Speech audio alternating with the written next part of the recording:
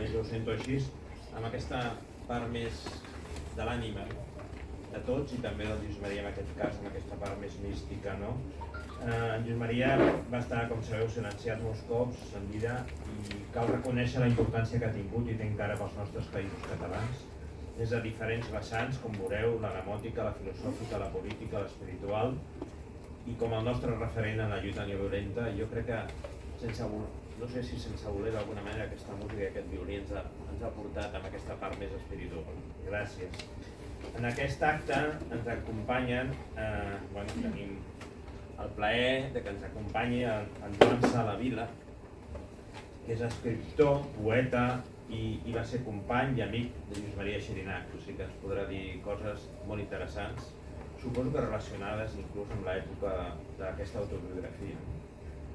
Gràcies. Després tenim en Manuel García, a la meva esquerra, que és el president de la Fundació Arran de Lluís Maria Xirinacs. Després, entre el públic, tenim a tres dones també de la Fundació, que és la Carme Juncal, l'Eva Franquero i l'Àngels Baldó, que són del grup d'arxiu, que són, amb la seva feina, han fet possible treure, diguéssim, la documentació que hi havia tancada, ja us ho explicaran elles, i que es pogués editar el llibre posteriorment amb tota la feina que han fet, i ja us ho explicaran perquè és molt interessant.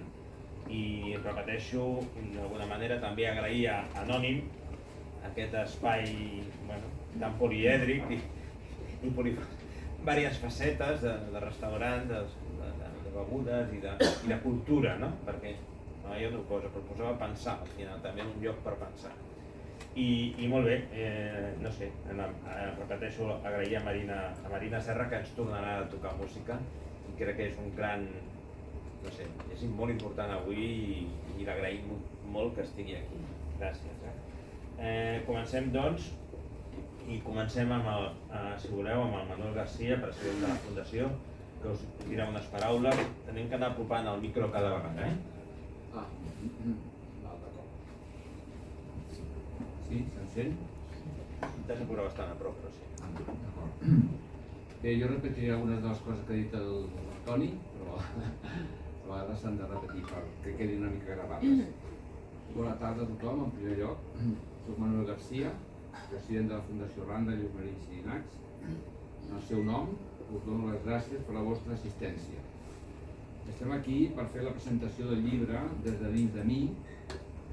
Aquest any 2022 ha fet 90 anys del naixement del Xiri i 15 del seu lliurament a la transcendència. Un acte místic difícil d'entendre a la nostra mentalitat occidental. El llibre és fruit dels companys del grup d'arxiu de la Fundació, que han fet i continuen fent una tasca molt gran de documentació. Van trobar una carpeta amb l'autobiografia de Xirinacs i van veure que s'havia de donar a conèixer. Avui tenim a les nostres mans el fruit del seu esforç. Entre parèntesis, no tenim els llibres físics, però si algú està interessat, doncs ja es podrà apuntar i la llibreria ja es farà.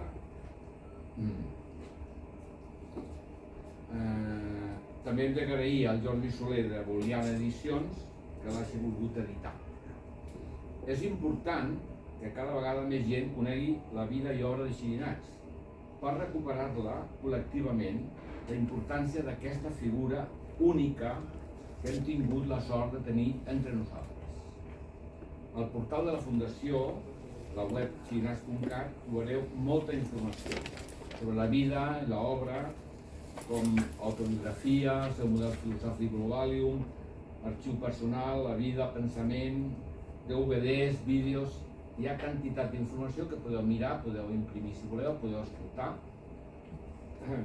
I, per últim, agrair a la llibreria Anònim que ens hagi ofert el seu local per fer la presentació i a l'amic i admirador del Xiri, Joan Vila, que ha propiciat aquest acte, i a la Marina Serra, una novetat en aquestes presentacions, que ens ha ofert i ens oferirà la seva música.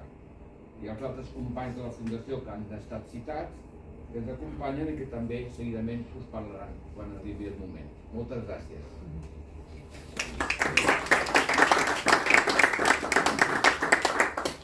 Ja ara és el torn de les tres dones que us he dit abans, que han fet possible que existeixi i tinguem la possibilitat de llegir, de tenir aquest llibre tan per nosaltres important. I comença la Carme.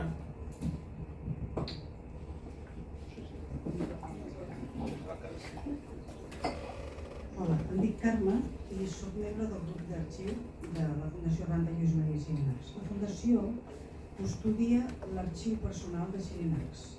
Al llarg dels anys, successius voluntaris s'han anat ocupant i organitzant-la. El 2019, l'equip actual va decidir digitalitzar-la de manera sistemàtica. Fins ara s'han digitalitzat 20.000 imatges corresponents a 1.233 registres. Per cada una d'elles s'ha obert una fitxa i totes elles es van incloure en una base de dades.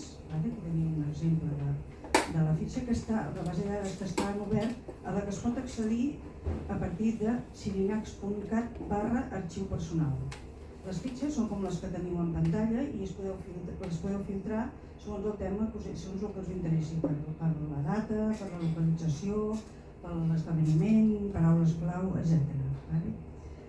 L'accés al document real és restringit amb una clau d'accés, però si esteu interessats només cal que ens ho dieu i us facilitarem la manera de poder-lo consultar. Com es va trobar aquest document? El 2020 es va començar una segona fase de digitalització i es va explorar una caixa de cartró on hi havia una carpeta blava i a dins hi havia un paquet de fitxes, com aquesta que teniu en pantalla a la vostra esquerra.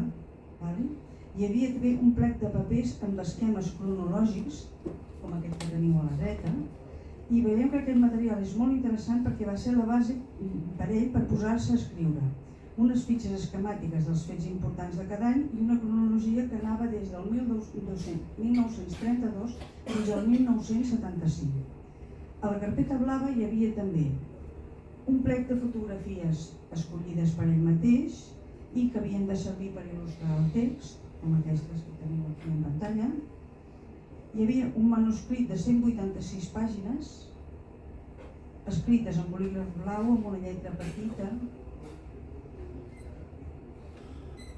com aquestes, com això que veiem aquí, on hi havia molt poques correccions, alguna anotació a darrere o a baix, però molt poca ampliació del text, diguéssim, i es tractava de la seva autobiografia, des dels primers records fins al 1955, justament l'endemà de celebrar la seva primera missa.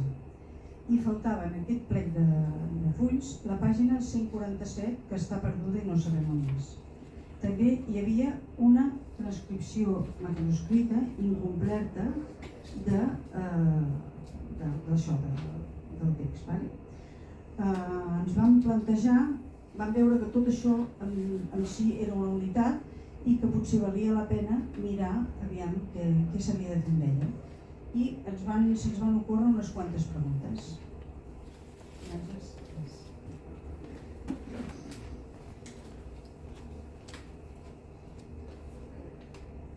Gràcies, Carme.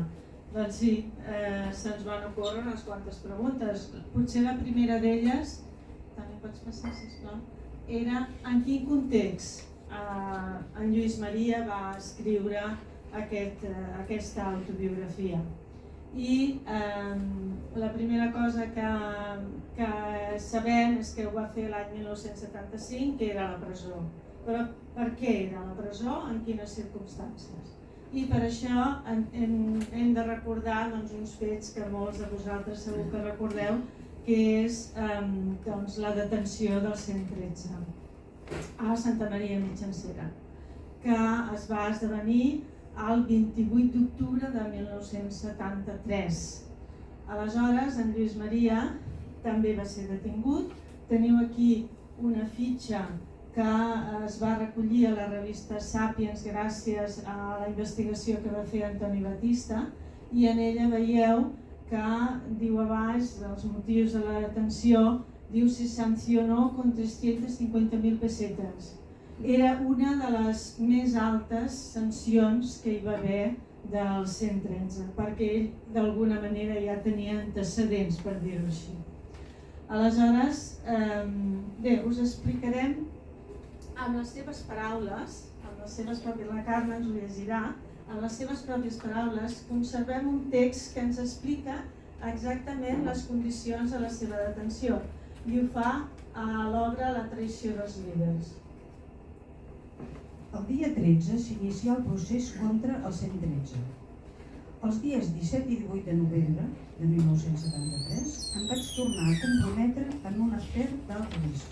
Vaig passar la frontera il·legalment, vaig anar a Lió i vaig explicar davant la Comissió Europea de Joves Advocats les detencions i tortures de què eren objecte.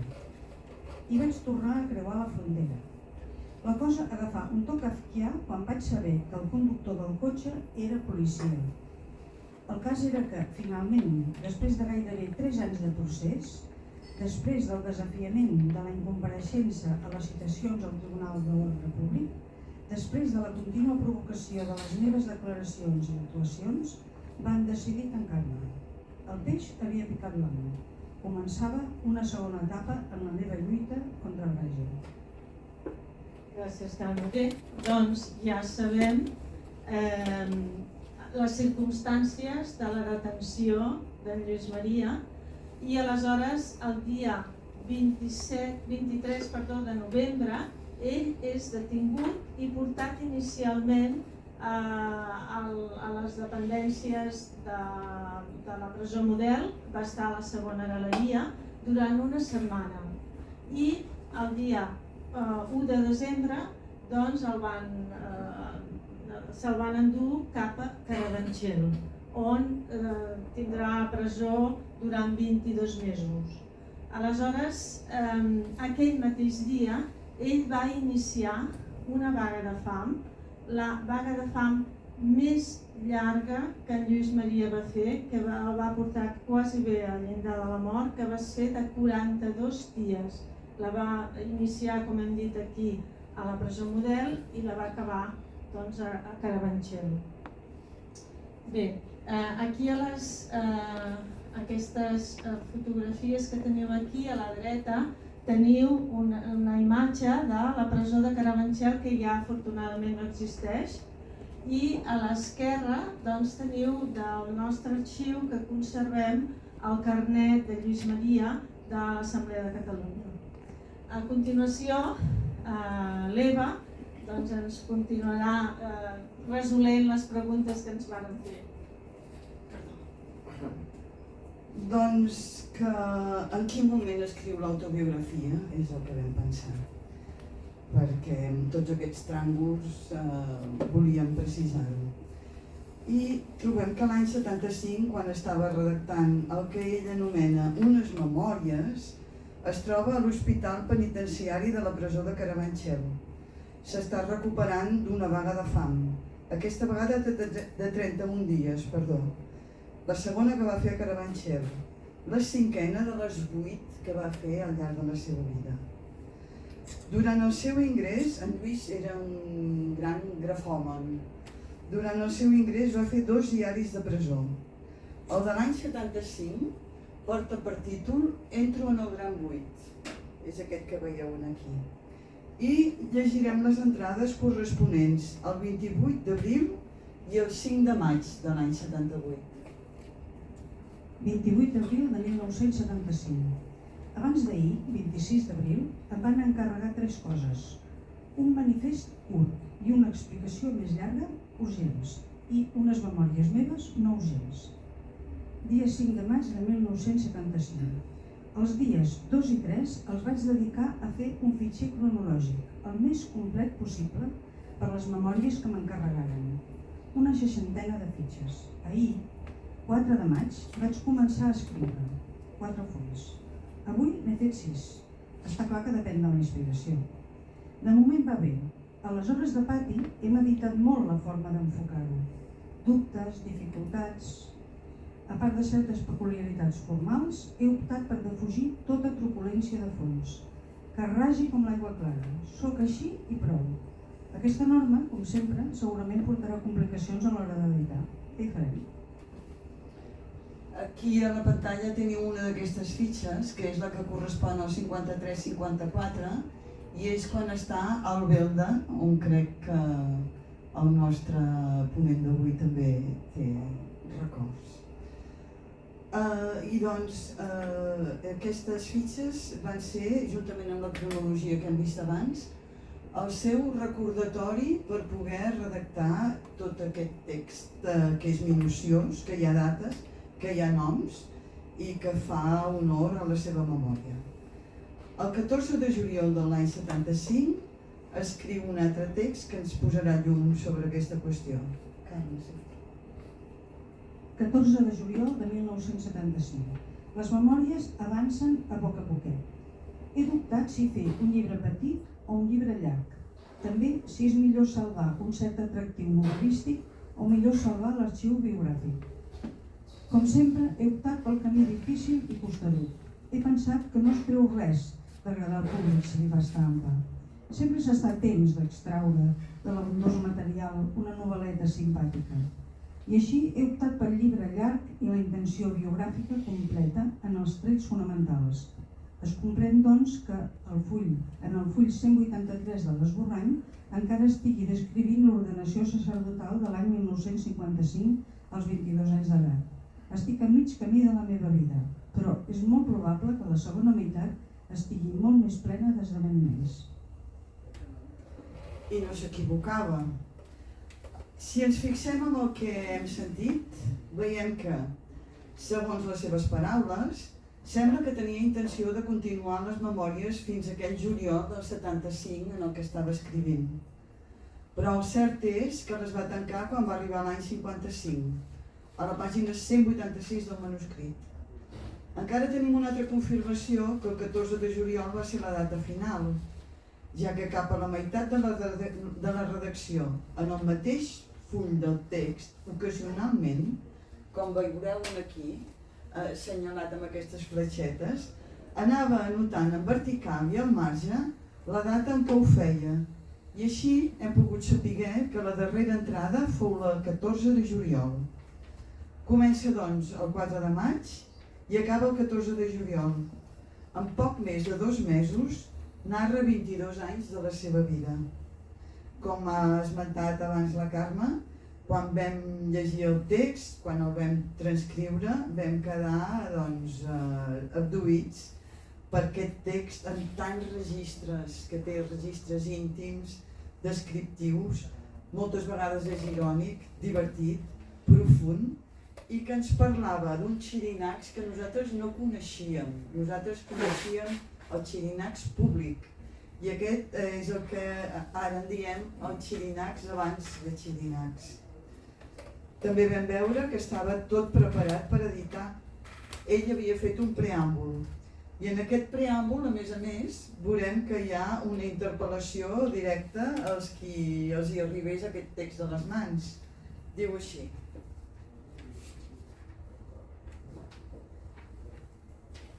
jo escriuré lliure, i a vosaltres deixaré les trifulgues de donar sortida als meus folis.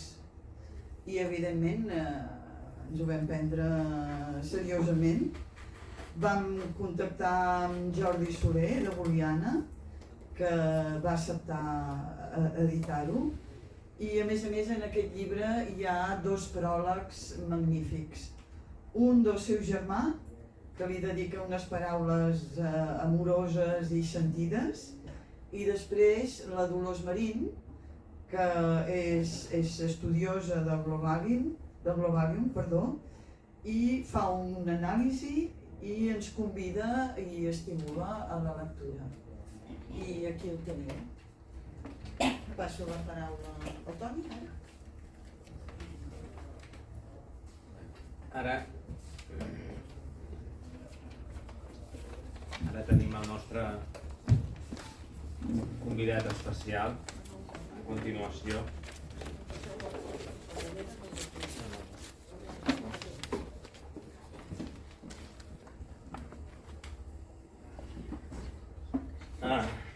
Parlo en veu alta. En Joan Sala Vila, que nascut a Hostalets de Balenyà, i no sé, 4 trets més de la seva biografia. És escriptor, com hem dit, poeta i articulista. També president d'aules d'extensió universitària per a la gent gran del Vallès Oriental. promotor de la Festa de les Lletres Catalanes de la comarca, i les seves aficions literàries són literàries, artístiques, esportives i amb una preferència envers la filosofia. Ho he volgut posar perquè si la filosofia t'agrada tant, el model filosòfic del Xirinacs és molt interessant i simplement he fet esment d'això perquè, i a més, com he dit abans, també company i amic que es coneixia amb el Lluís Maria Xirinacs. Per tant, tens la paraula, Joan, com vulguis. Deixa-ho. Si no em sentiu bé, m'ho dieu, Bé, permeteu-me abans un petit incís, una aclaració. Us han parlat que havia estat empresonat, no sé on, últimament, us ha parlat d'una presó, que havia estat malalt, que era el presonament més llarg, que havia estat una vaga de fam en perill de mort. Sabeu qui el va treure d'aquesta presó? I qui el va salvar d'aquesta presó? Una persona que la gent de Granollers estimeu molt. El que havia sigut rector de Granollers i després va ser bisbe de Granada o no sé quina.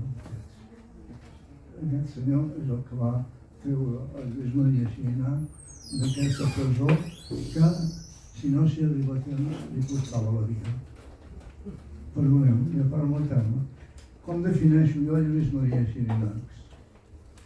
I no pretenc fer filosofia, m'agrada molt, però no pretenc fer filosofia perquè no. Doncs per mi el Lluís Maria Xirinacs és la veu en el desert per un futur de pau. Així és, és una veu que no s'escolta perquè no es vol escoltar. Així. Però ara permeteu-me doncs que vagi al perquè d'aquesta xerrada. A mi, quan em presenten un llibre, o quan llegeixo un llibre, el primer que m'importa és el títol. Per què? Què vol dir aquest títol? I el títol és de dins de mi. Què hi havia dintre del Xirinacs? Tots ho sabeu, els empresonaments, les vagues, escriure llibres, fer política, fer classes, etc. I finalment morir, que també s'ho va proclamar. Això és el que hi havia dins, tot el que hi havia dins de Xirinacs. Però no hi era de cop, hi van entrant. I quan ell va celebrar la primera missa, la seva mare era molt religiosa, li va regalar un calze. I en aquest calze hi havia una inscripció que deia Oblatus és qui ipse voluit. S'oferí perquè ell mateix ho volgué. És a dir, la seva vida fou un continuat oferiment als altres. I en aquest oferiment als altres hi ha una lluita constant entre el bé i el mal, entre l'esperit i el diable. L'esperit que ell porta dintre i el diable que ell porta dintre, perquè ell reconeix que no tot ho ha fet bé, que també s'ha equivocat. I com es va omplir aquest dins i com es va buidar aquest dins. És el que explica aquell llibre. Us imagineu una criatura de 11 anys o menys que va a la seva mare i li diu vull ser ermità?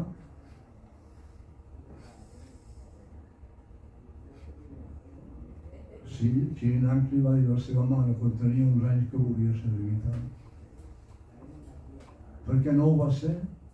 Ja ho explicarem. Però la seva vida i com la societat s'ha portat amb ell i com s'està portant amb ell, ara sembla que es desperta una mica, és la que estan dient, va, és un ermità, viu sol, no té importància. i és d'aquelles persones que la seva obra, que no té importància, va fent forat al llarg de la història i esdevé una norma per tirar endavant i per caminar cap a la pau.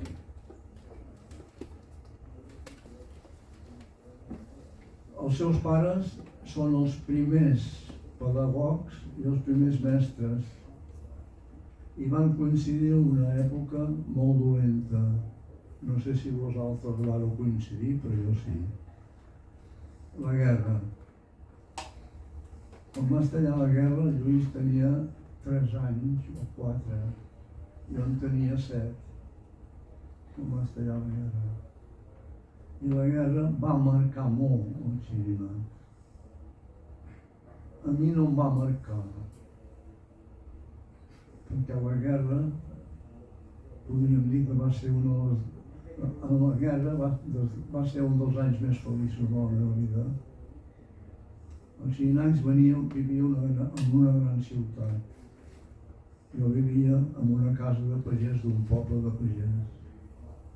Els xinans va ser perseguit, el seu pare va ser empresonat i en perill de ser condemnat a mort.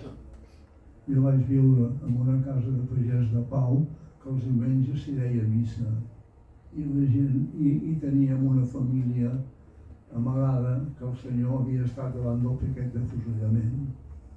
Són 2 conceptes diferents de la vida, 2 camins diferents de la vida. La mare, he dit que era una mare molt religiosa i des de petit el va estar encaminant. I el pare era científic.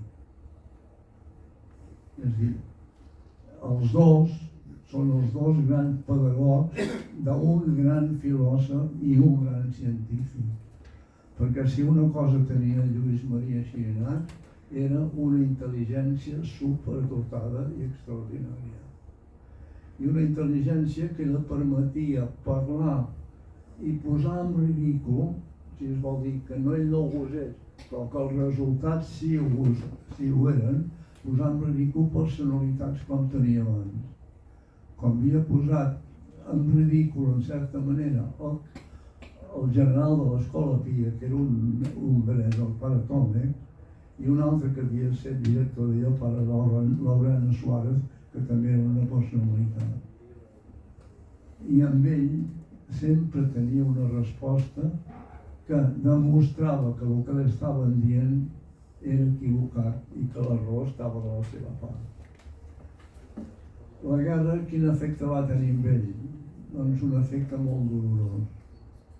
I aquest dolor que se'l van dir? Explica ell. Hauria tenir 5 anys o 6. Se l'endugueren. Jo els he obert la porta. Els he entregat al meu pare. 3 homes van trucar a casa seva.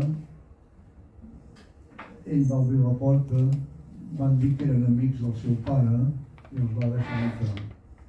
I el que eren 3 que el venien a detenir i el venien a empresonar. I no el van condemnar a mort per aquelles coses que nosaltres no sabem, que només les salven els davant. La guerra a casa seva la van passar molt malament. Era una família benestant i va arribar gairebé a la misèria a demanar caritat, que no tenien com viure. I això el Lluís ho va viure. I el Lluís ho va marcar. Això el Lluís ho va viure. Gràcies per avisar. Si algú no em sent, que m'ho digui, I això ell ho va marcar. Bé, s'acaba la guerra, el Lluís creix, es fa gran, als 11 anys diu aquella paraula que us he dit, i és hora d'anar a l'escola. A quina escola el portarem? Era el problema de casa seva. La seva mare era molt amiga del Sant Felip Neri, però el Lluís no li agradava, i el seu pare tampoc.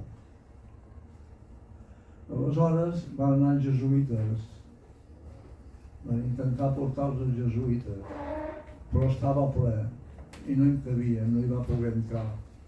coses de la història i no els hi quedava un altre col·legi a la vora seu que eren els escolapis de la Diputació i allà hi va entrar i va començar els estudis als escolapis de la Diputació.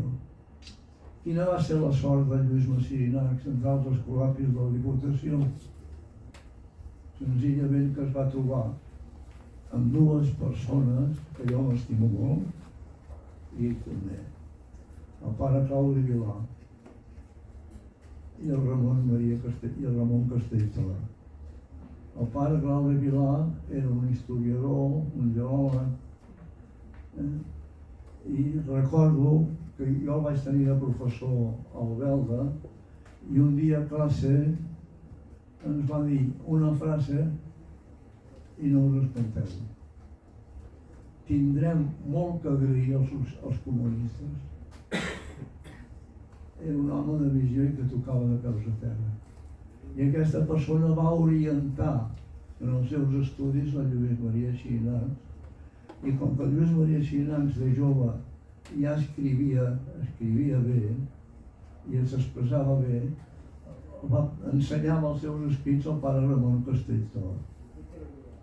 I el pare Ramon Castelltor, que era poeta, i jo m'estimo moltíssim, i a mi em va donar molta empenta també perquè escrivís, doncs el va empènyer a escriure. I una cosa molt curiosa, en la seva vocació i en el seu tirar endavant cap a la vida, en el Xirinacs li agradava la poesia, de nen ja li agradava i li agradava escriure. I un dia a la classe doncs, li van fer recitar una poesia del pare Ramon Castelltor, que es deia L'Encuentro. Us en llegiré un poc. Vestitos erat veste aspersa sanguina, què vol dir? Diu, anava vestit amb una roba tacada de sang. Ja us podeu contar a qui es referia, no? Diu, sonora oleada de turbas rugientes que entre maldiciones, gritos y protestas cerca al nazareno de la faz doliente que sigue su ruta silenciosamente con la cruz a cuestas. Sus carnes rasgadas, sus sienes divinas, de agudas espinas está coronada. Sus labios exangües, su cuerpo rendido, sangrando sus blancas carnes poderosas, tanto que parece su blanco vestido un rosal herido que sangrara rosas. Per què els cito aquest poema que el va recitar el Lluís Xirinacs? Sabeu què va passar després de llegir aquest poema? Que va decidir fer-se escolapis. Però no ho va dir a ningú. S'ho va guardar per ell. Ell deia les coses en el moment que li aportaven. Però us imagineu, una poesia marca el rumb de la vida d'una persona que era superintel·ligent.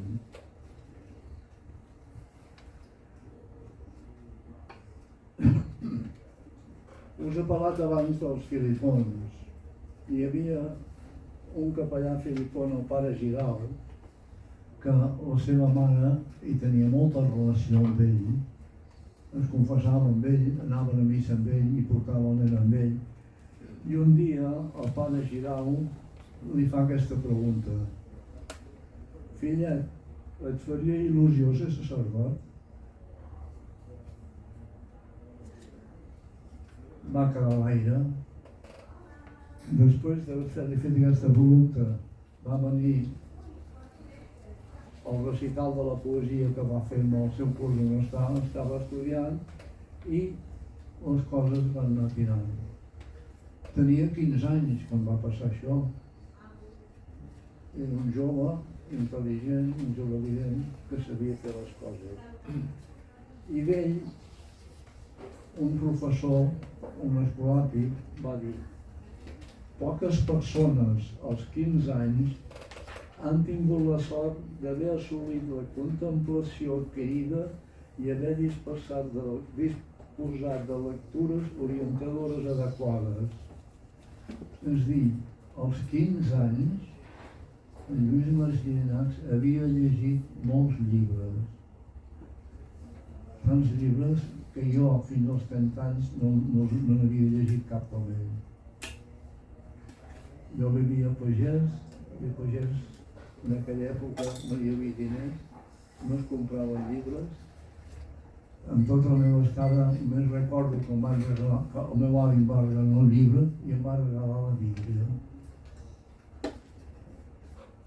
I a Pagès, com ella a casa seva, la vocació de la seva mare el va orientar, a mi a Pagès, la meva àvia, la meva tia, i una cosa, cada dilluns de la guerra a casa es feia missa i es confessava. I quan jo i la meva tia, arrel, que ja sabeu com vaig néixer, que vaig néixer esgarrat, i per recuperar-me, doncs sempre em deia que tenia que escollir un ofici que no m'embrutés ni em costés res. I em va anar guiant cap a aquest camí. I quan els hi vaig dir que volia ser escolapri va ser la seva alegria. És un paral·lelisme per diferents fonts.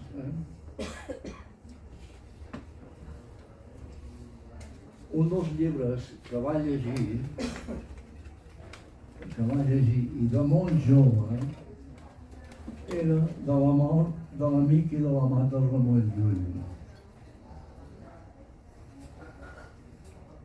Estava enamorat del Ramon Llull.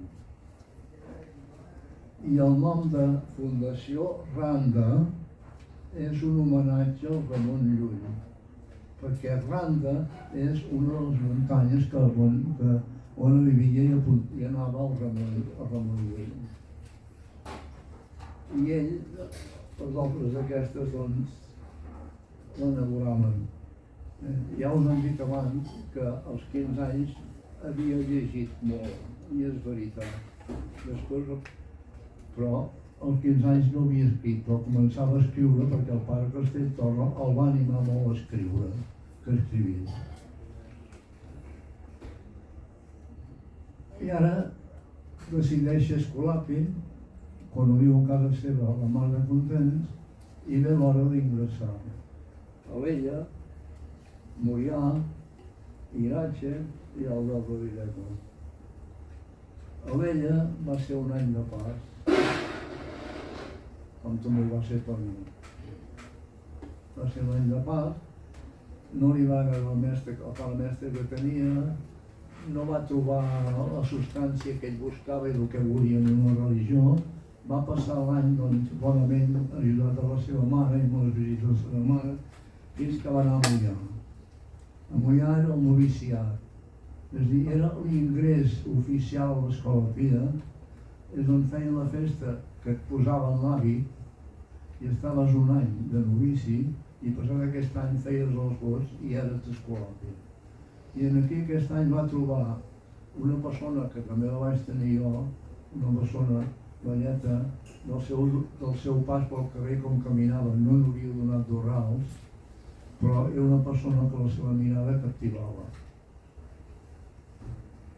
La seva expressió potser no arribava al fons, però la seva espiritualitat sí que hi arribava i feia arribar. I el Lluís Maria es va enamorar d'aquesta espiritualitat. I aquí va començar la gran guerra entre el diable i l'esperit. Perquè heu de tenir present que Lluís Maria Gina, com a home i com a persona, va tenir tots els sentiments, totes les emocions i totes les passions que qualsevol de nosaltres pot tenir, incloït el sexe, del qual més d'una vegada se'n va confessar. És a dir, no va ser una lluita fàcil, sinó que va ser una lluita tenia una visió, tenia un desig. Va entrar als escolapis perquè li van orientar i el van convèncer que eremita no, perquè d'eremites ja no n'hi havia. I llavors va preferir amb un futur de poder incidir, de poder contribuir en la formació de la gent. De Moià, va passar l'any de Moià, vam fer els vots simples primer, i cap a Iratge. I aquí comença la revolució xilena. O comença quan els xilens van anar a Iratge, jo estava ja, vaig anar em portàvem 3 anys de diferència, i vaig posar 3 anys a Iratge i vaig anar al belga. Ell començava els 3 anys a Iratge i vaig començar els 3 anys al belga. Quina va ser la revolució? Senzillament, va tenir la sort, i ho he dit així clarament, va tenir la sort que havien canviat el mestre director dels aspirants, dels que estudiaven per escolapis. Primer 2 cursos de filosofia i després un de teologia. Aquest mestre era molt avançat filosòficament i molt avançat amb el curs, amb el ritme que portava la història, que portava la vida. I en el curs de Xirinacs hi havia 3 o 4 eminències intel·lectuals. Ells, com a català, de castellans, d'andalusos, de valencians, de gallecs, etc. I van començar a pensar pel seu compte. I sobre el que estaven estudiant, aportar les seves idees i els seus pensaments. De tal manera que el curs aquell es va convertir, podríem dir, en una aula de projecció científica futura, o en una aula de pensadors dintre de l'Església. Òbviament, en aquesta aula de pensadors dintre de l'Església li tocaven molt el crostó a l'Església. Perquè no estaven els estudiants, no estaven d'acord amb la manera com es portava el seu ensenyament, de la manera com s'explicaven les seves idees i de la manera com se'ls tractava. I aquí hi ha un problema greu, perquè els superiors, que dic i puc afirmar-ho, i ho confirmo, intel·lectualment no arribaven a la sola de sabata de Lluís, ni d'algun dels seus companys, i els ho dic per experiència. I els ho dic com una persona que era tingut com molt intel·ligent, i així se'm tractava. Ja us explico una anècdota.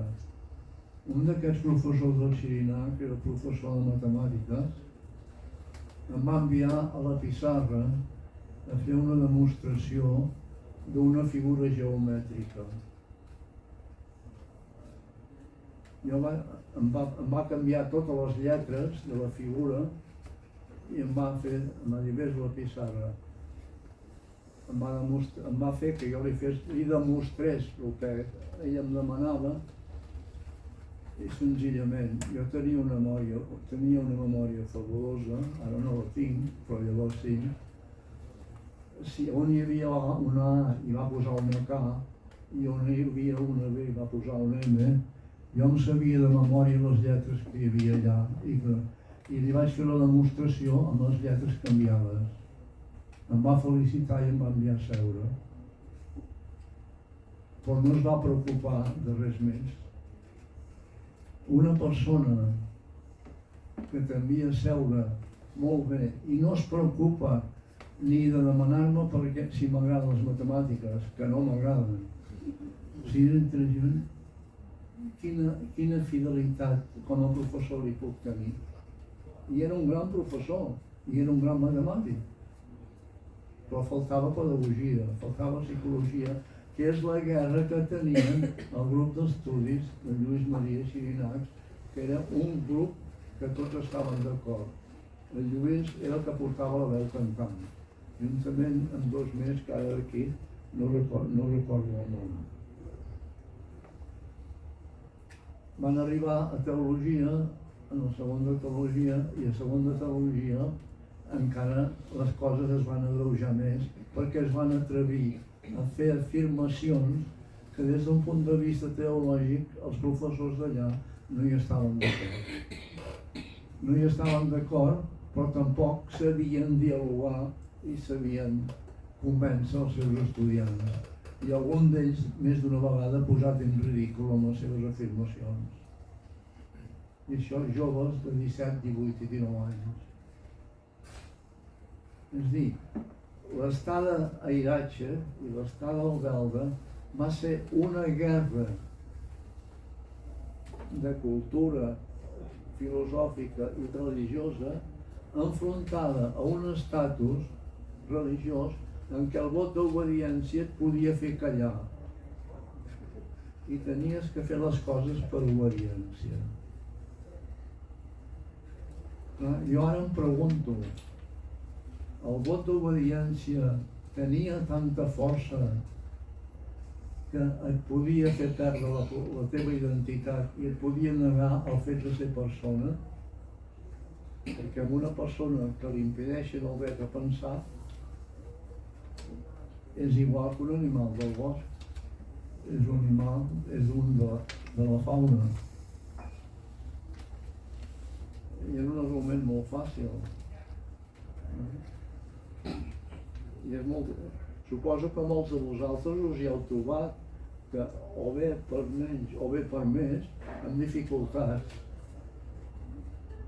Per exemple, avui dia en la societat hi ha un gran problema aquí a Espanya i a Catalunya amb els LGTBI.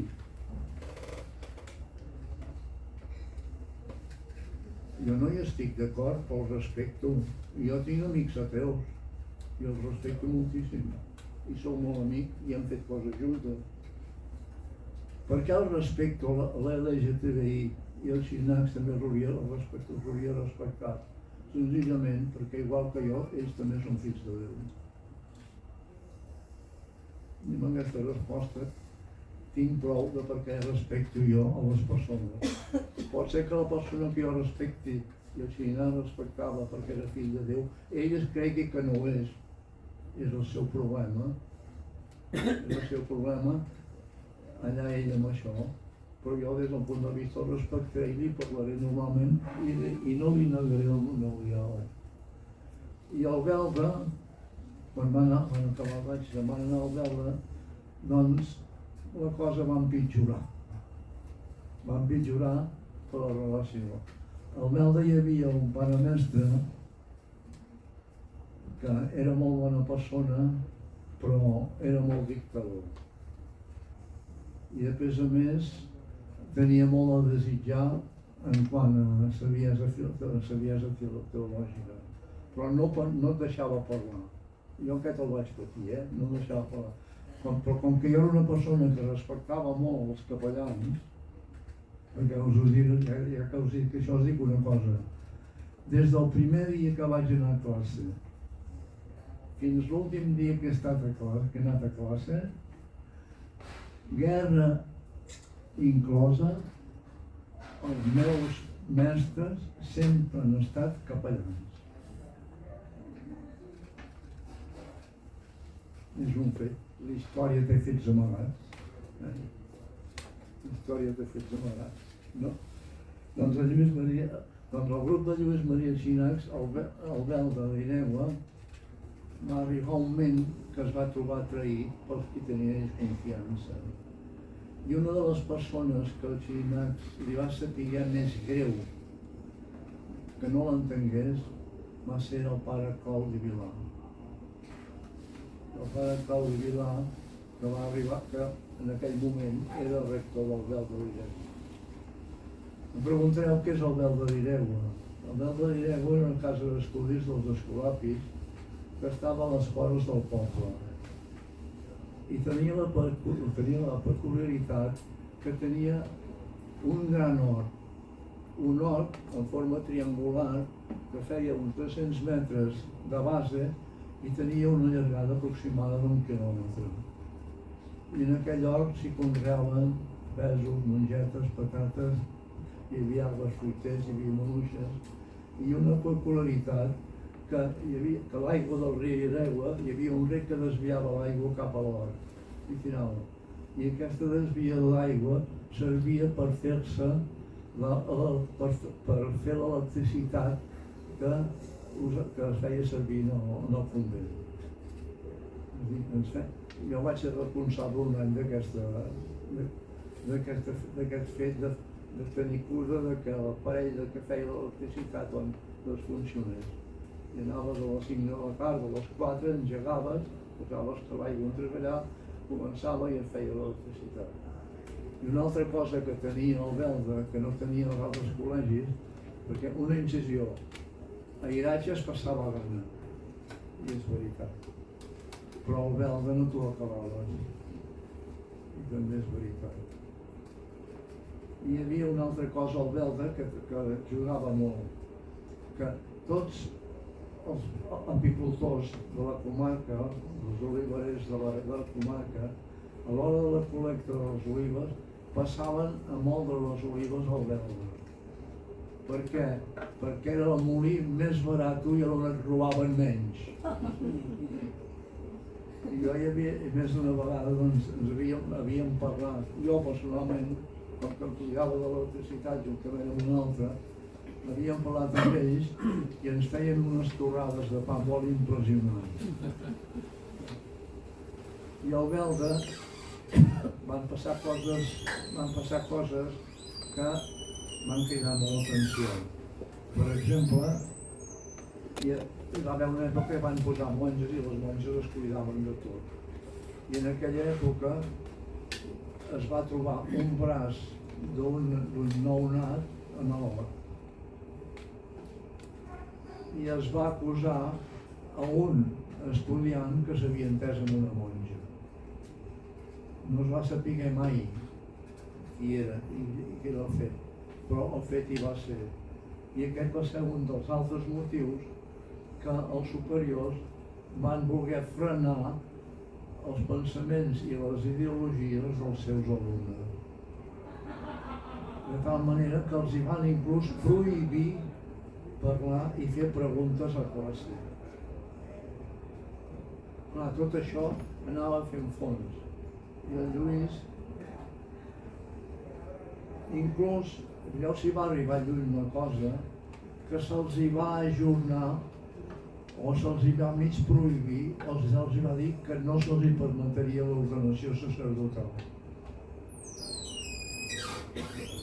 I ell, que volia ser ermità, i ell, que volia ser un pensador religiós,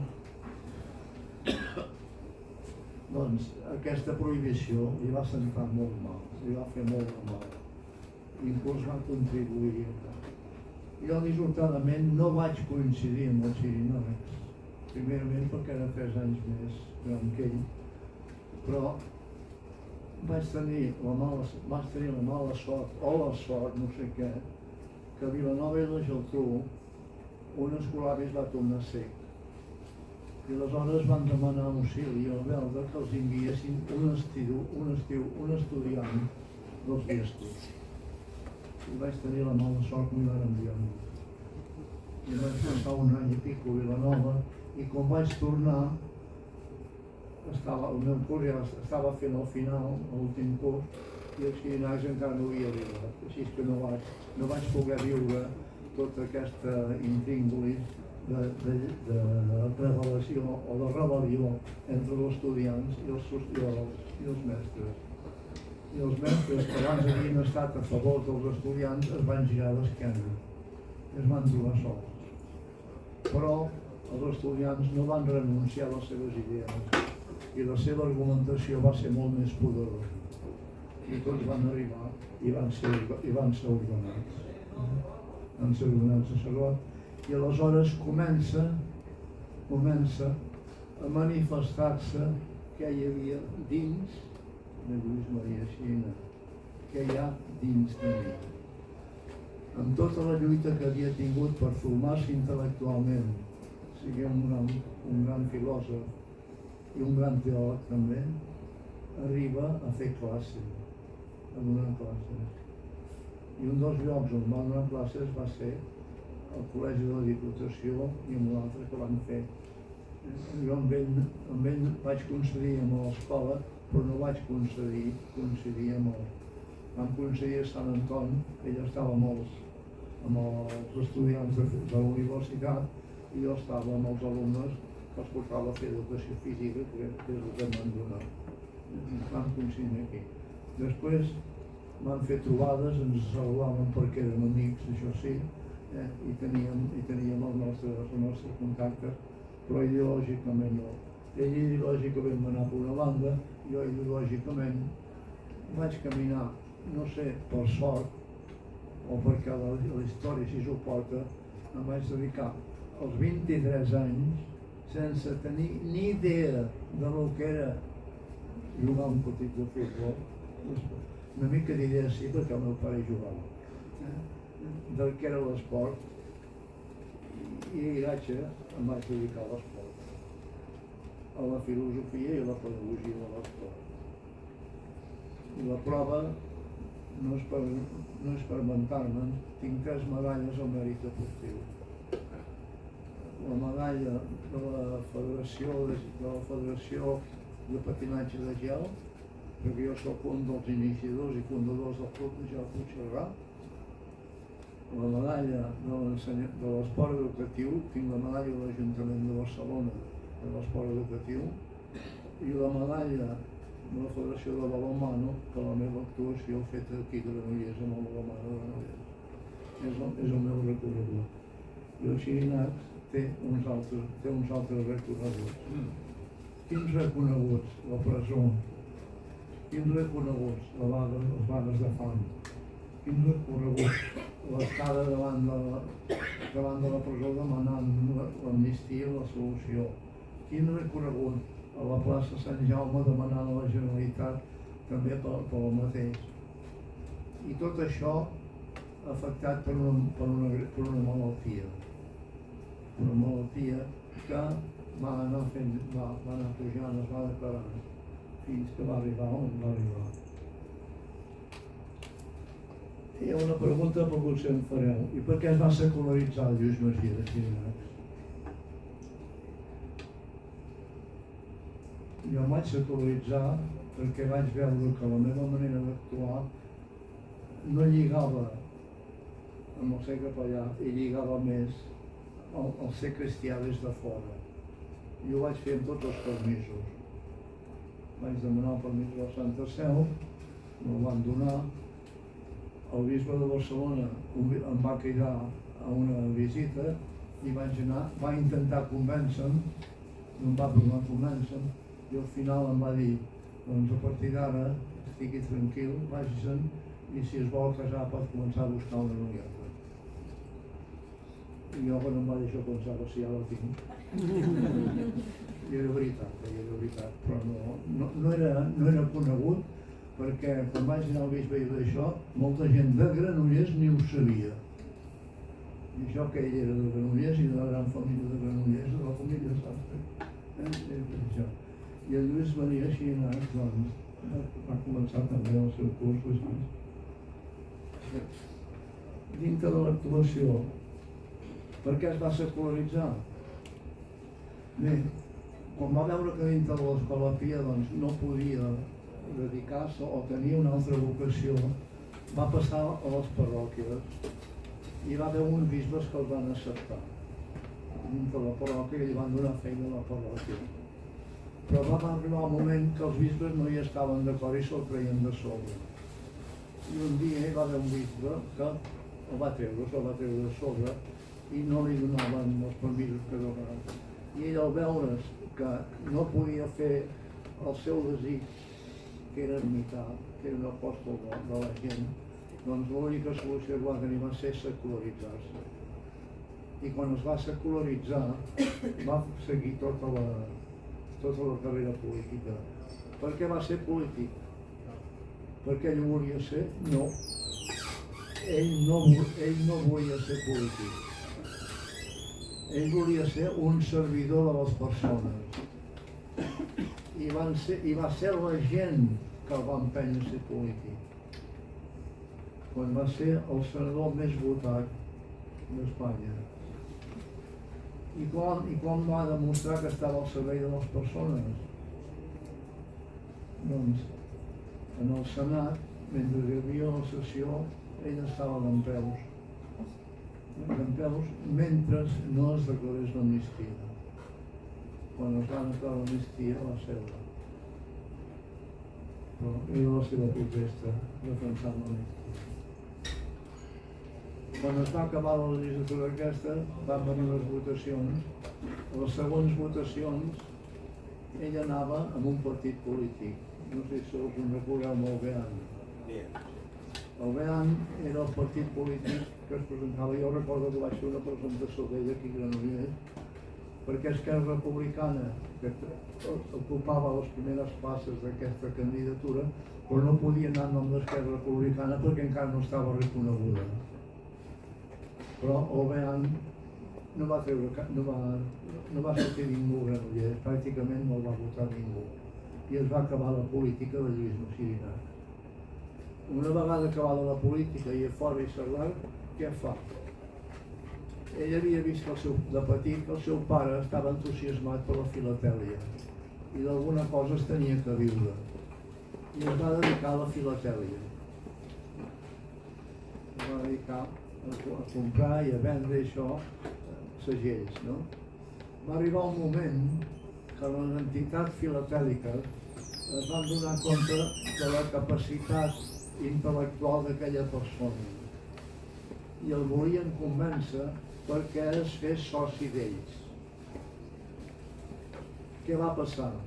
Que Lluís es va donar compte que el volien comprar pel capital, que el volien comprar amb diners i es va donar de baixa de la filatèlia. Es va donar de baixa i va buscar un altre mitjan de vida. I als 60 anys, què va fer als 60 anys? Doncs va estudiar filosofia. Per què va estudiar filosofia als 60 anys? Perquè ell tenia una idea, que n'heu sentit a parlar, del globalisme o de la globalització. I va fer una tesi doctoral sobre el globalisme. I aquesta tesi doctoral sobre el globalisme va merèixer el summa cum laude, la màxima nota del tribunal. Però aquest summa cum laude no ha servit per res, perquè ningú ni ha fet cas d'aquesta teoria, llevat de la Fundació, que l'estan estudiant i estan fent i ens hem de posar d'acord per fer cosa. Es funda la Fundació Randa i es posa davant d'això i té molt èxit el seu recolzament. I el Lluís, doncs, arriba i als 50, llegiré una de les seves activitats era l'escriptura, l'escriure. Se li atribueixen una trentena de llibres escrits per ell. Us llegiré un títol, però no tots, perquè els estic avorrint i s'ha d'acabar. Un títol, la tradició dels líders. Sabeu quina és la tradició dels líders? I si veu era el líder que rebia més fort? El líder que rebia més fort era el Bonet. I la tradició era que per culpa d'ells, doncs, es va... Ara no em ve la memòria, Bueno, estava entrant de la independència de Catalunya, de l'Assemblea de Catalunya, que ell era un gran defensor de l'Assemblea, i els líders aquests van acabar anul·lant i fent desaparèixer l'Assemblea. I aquest és el motiu de l'aparició dels llibres. Constitució, paquet d'esmenes. Sabeu què és? Quan estava al Senat, que es va fer la Constitució, doncs, s'estava treballant fer la Constitució i demanaven l'aportació dels senadors. Doncs Xirinacs va muntar una oficina a Barcelona i un grup d'amics i van escriure una Constitució sencera. I van presentar un llibre sencer d'esmenes a la Constitució. No va tenir èxit, primerament un dels culpables va ser el Benet i companyia, no va tenir cap vot i es va desaparecer. Jo l'he llegida, he llegit molta cosa de la Constitució i a més la tinc. I tant de bo l'haguessin aprovat, no estaríem com estem ara. No dic independentment, sinó també políticament i solidàriament amb les persones. Un altre llibre molt important es titula Subjecte, que és, us he dit abans que ell havia fet la carrera de Biologia.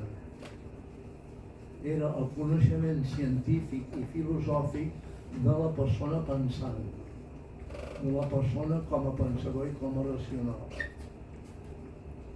És un llibre que val la pena llegir-lo. Un altre, Futur d'Església, Comunitat Cristiana de Base. És a dir, ell no anava a carregar-se l'Església, anava a reformar l'Església i a fer una església de futur més catòlica i més cristiana. Aquesta era la lluita de les esglésies fins ara. El globalium, que ja n'hem parlat, què és el globalium? O la filosofia del globalisme, ja us he dit com estava, quina nota va tenir, no? Què és la globalització per Lluís Maria Sirina? Què és el globalisme? No l'he llegida, estic llegint coses, però tinc alguna idea del que és. És la importància de les diferències dintre del tot. És respectar les diferències dintre del conjunt. És a dir, Espanya és un conjunt. Hi ha bascos, hi ha eusqueres, hi ha catalans, hi ha gallecs, hi ha gitanos, etc.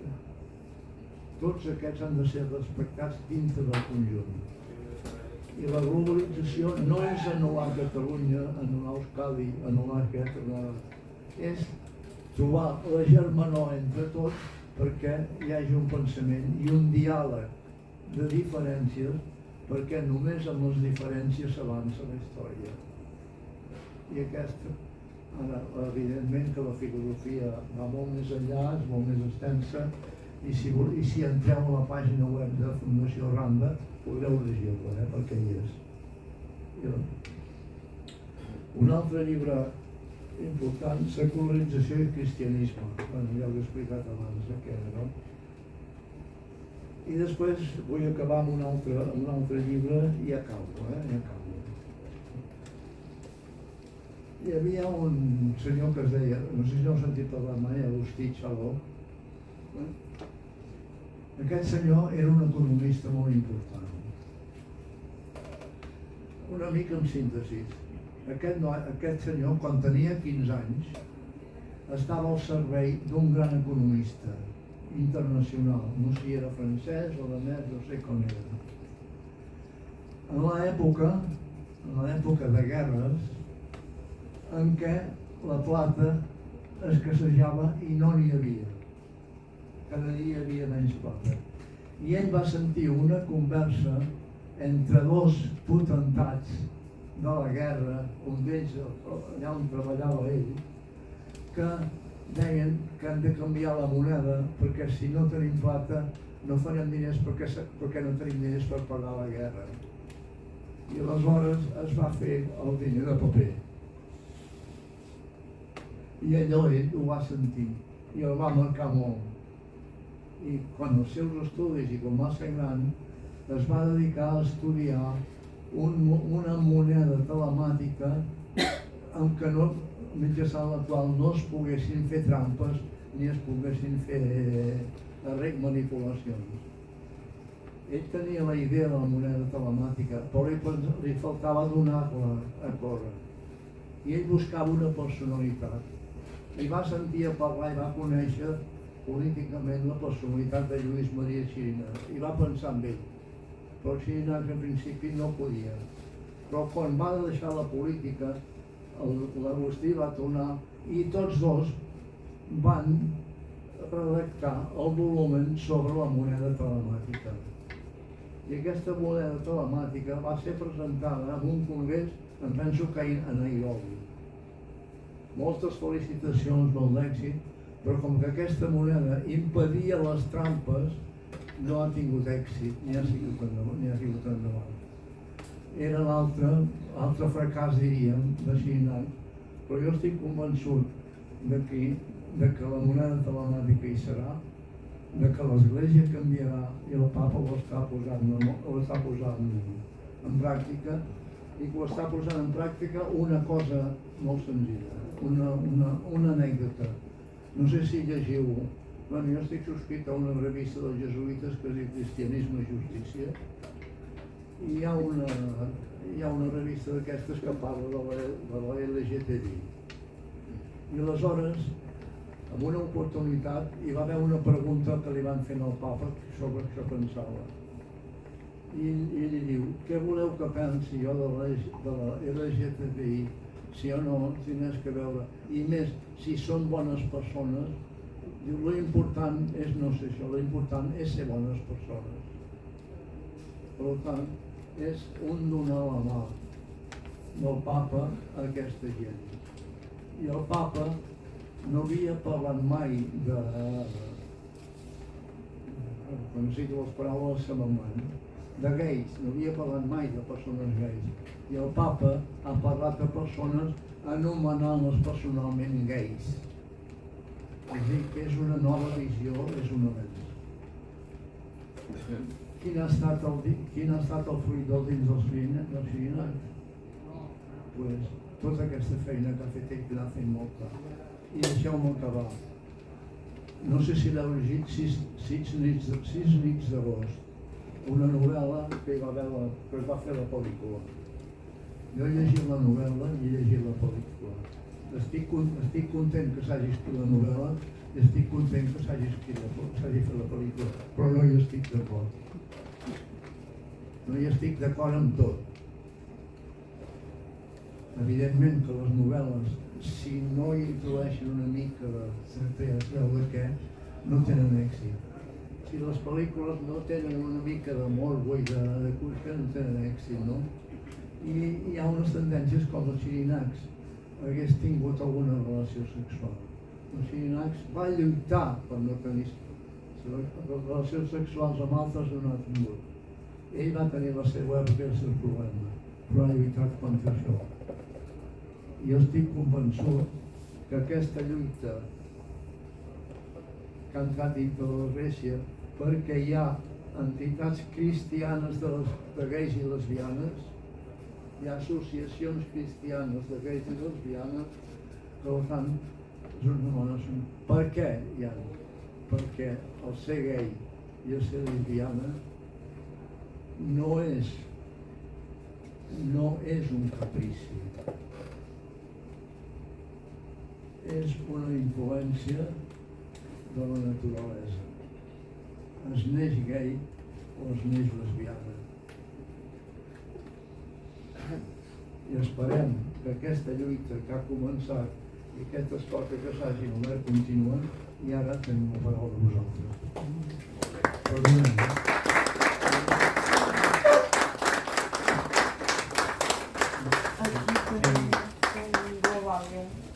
Gràcies. És la màquina de pensar dels fills.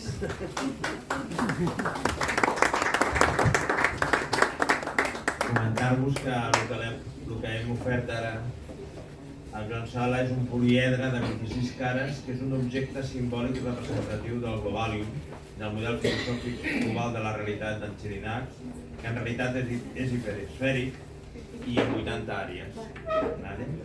És un model pacificador, integrador, no jeràrquic, i que totes les categories estan interrelacionades dialècticament i no confrontades. Per tant, és un model pacífic o pacificador, en aquest sentit. Si em permeteu, hi ha una altra actuació musical. Sí, ara, un moment, ara li dono pas. Rebem a donar-li les gràcies. Aquí té el model reduït i sintètic, i ara, mentre posem unes fotografies també de la vida del Lluís Maria, ens tocaràs una miqueta, no? I una altra peça, i deixarem una al final per una foto final, ok?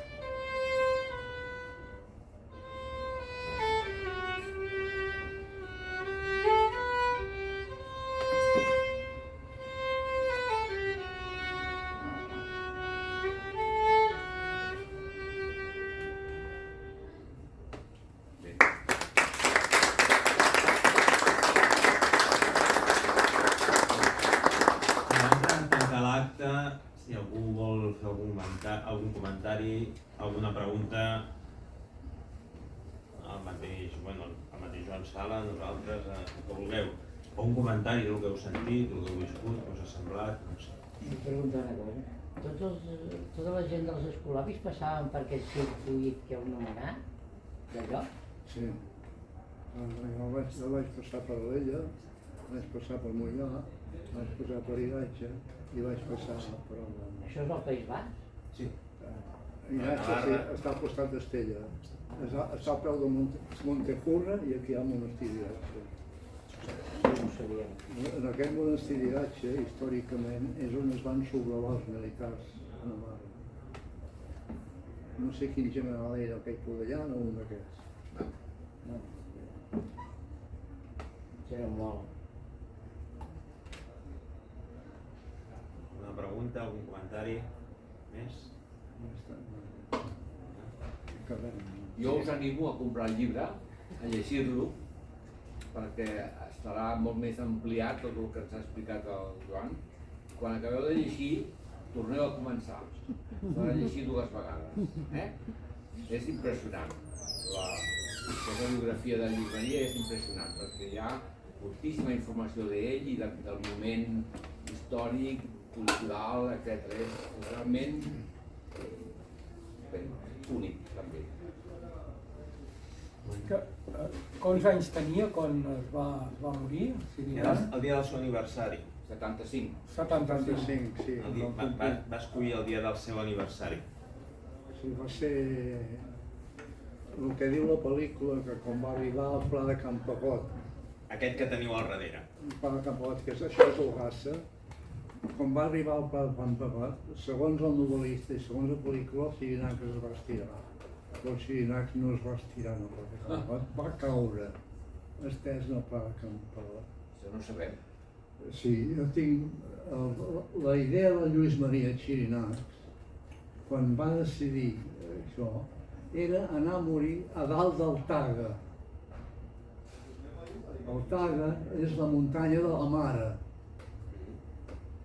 i ell anava a morir a la muntanya de la Mare a oferir-se al seu fill Jesucrist. És a dir, que la seva mort era una ofrena de la seva vida a Déu.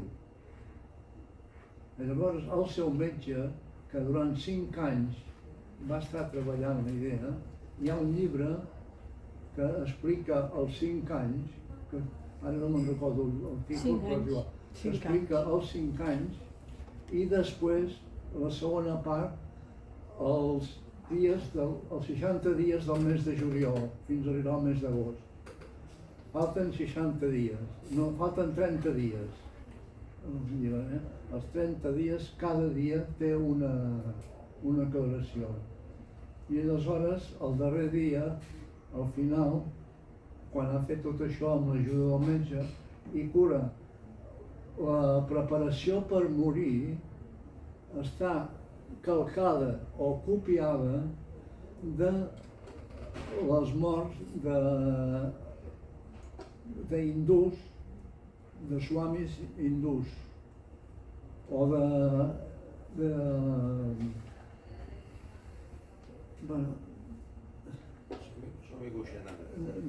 també de gent originaris d'Amèrica del Sud i d'Amèrica del Nord.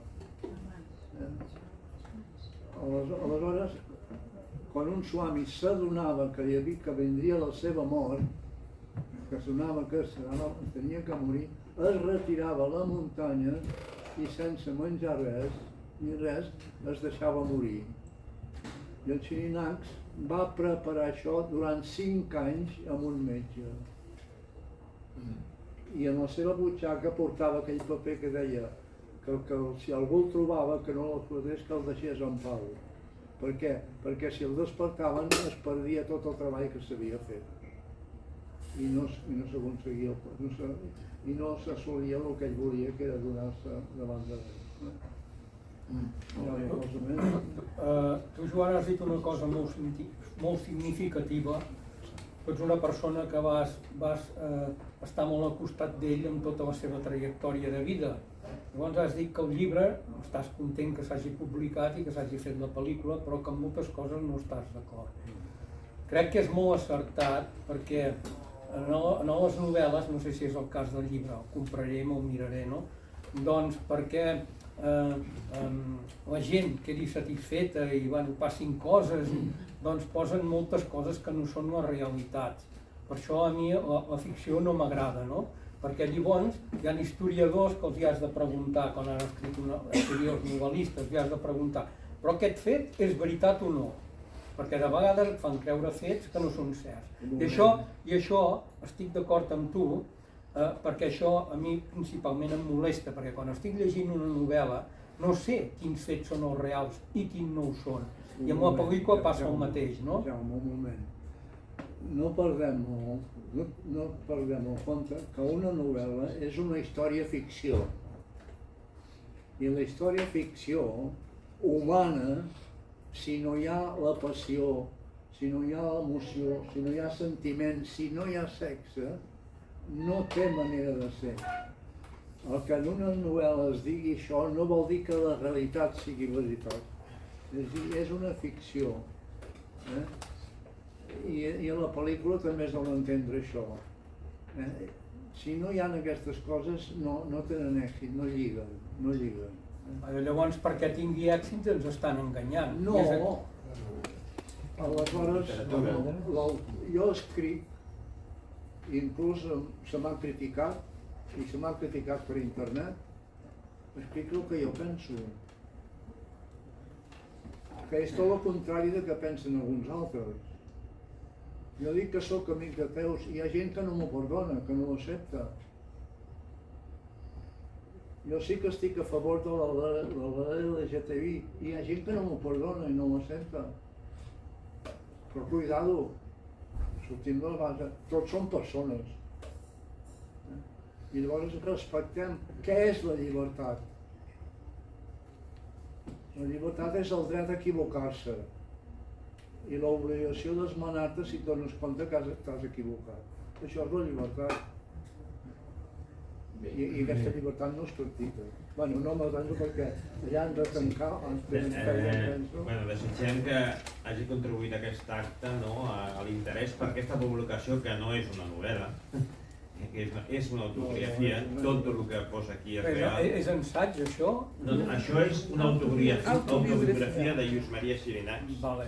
dels primers anys, i superinteressant perquè d'alguna manera cadascú amb la seva lectura segur, perquè tots hem estat joves i nens i hem tingut família i hem tingut circumstàncies, ressonaran moltes emocions, coses viscudes que no són les mateixes, però que d'alguna manera t'emmiralla també, no? A tu mateix. És molt, molt bonic, et fa pensar, et fa reflexionar i bueno, el recomanem i aquest és el llibre que presentem avui.